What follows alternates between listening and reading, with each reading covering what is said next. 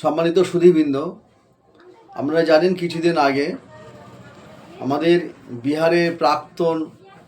বিহারের মুখ্যমন্ত্রী নীতিশ কুমার একটি ঘটনাকে কেন্দ্র করে সারা দেশ জুড়ে নিন্দার ঝড় বইছে এবং প্রতিবাদ হচ্ছে বিভিন্নভাবে, বিভিন্ন জায়গাতে, বিভিন্ন সংগঠন, বিভিন্ন মুসলিম সংগঠন থেকে শুরু করে আন্তর্জাতিক স্তরে পর্যন্ত পৌঁছে গেছে।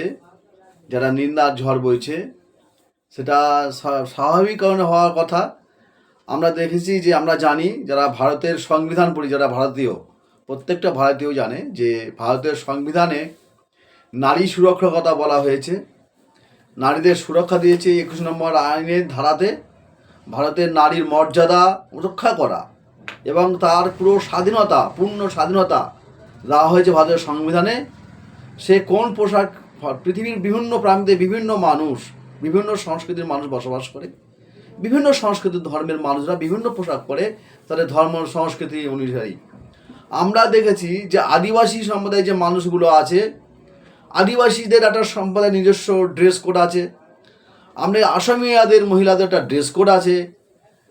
তেমনইভাবে বিভিন্ন দেশে, পৃথিবীর বিভিন্ন দেশে বিভিন্ন জাতিগোষ্ঠী যে আমরা দেখছি নৃতাত্ত্বিকভাবে যে জাতিগোষ্ঠীগুলো আছে, সে জাতিগোষ্ঠীগুলো প্রত্যেকের আলাদা আলাদা সাজ পোশাক তারা পরে ব্যবহার করে। এটা ভারতবর্ষ, সারা পৃথিবী জুড়ে এই সংস্কৃতি বহন করে মানুষ আজীবন চলছে এবং চলে আসছে, চলতেই থাকবে। কিন্তু সম্প্রতি কেন্দ্রীয় সরকার, RSS পরিচালিত বিজেপি সরকার মানুষের মনে এমন ঘৃণাবিদ্বেষ সৃষ্টি করেছে যে মহিলারা হিজাব পরার কারণে, মহিলারা তাদের ইসলাম ধর্মের তাদের আত্মমর্যাদা রক্ষার কারণে যে পোশাক তারা, শালীনতার পোশাক তারা পরে, সেইটাকে মানুষের সামনে মিডিয়াগুলো খারাপভাবে প্রতিপন্ন করছে।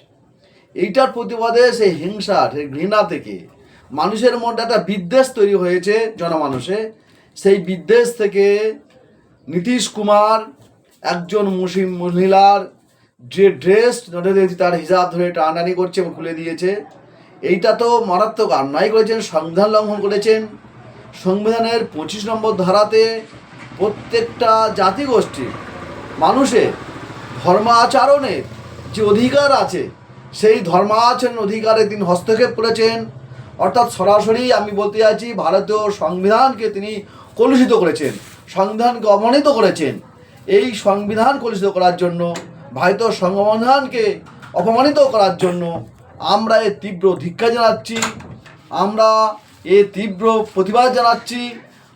আমরা দাবি করছি, আমরা আমাদের মূল্যবাসী সমিতি এবং বন্দিমুক্তি কমিটি থেকে আমরা দাবি করছি, অবিলম্বে ক্ষমা চাইতে হবে নীতিশ কুমার সহ বিজেপির আরও 2-3 জন যারা ছিল, সেই সমস্ত মানুষ যারা বলছেন যে এইটা তো তিনি তো আর অন্য কোথাও ধর পোশাকে হাত দেননি। তার মানে তাদের মানসিকতা কোন জায়গায় বিরাজ করছে।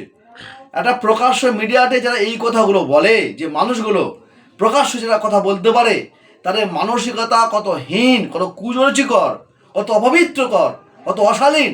এই অশালীন, অপবিত্র, কুরুচিকর মানুষদের ইমিডিয়েট তাদের অ্যারেস্ট করা উচিত, তাদের মধ্যে বিভিন্ন জায়গায় FIR করা উচিত এবং তাদের ইমিডিয়েট ক্ষমা চাওয়া উচিত এবং তাদেরকে জেলে ভরা উচিত থাকে। আমি বলবো, দেশের সংবিধানকে অবমাননা করার জন্য এদেরকে জেলে ভরা উচিত।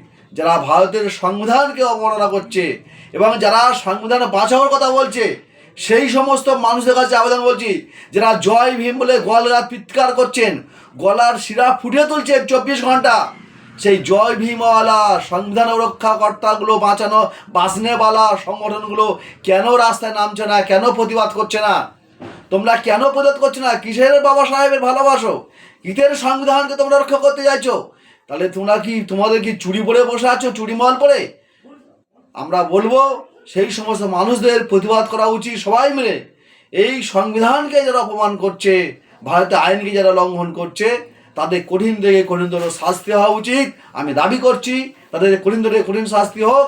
এবং এই রকম যে ভারতের বিভিন্ন, আমি অবশেষে সমস্ত মানুষের কাছে আবেদন করব, সারা পৃথিবীতে বিভিন্ন সংস্কৃতির, বিভিন্ন ধর্মের মানুষের তাদের নিজস্ব পোশাক কোড আছে এই প্রত্যেকে ধর্মের প্রত্যেক পোশাক কোডের যার যা পোশাক সে তার পোশাক পরিধান করবে, এইটাতে তাদের স্বাধীন থাকা দরকার।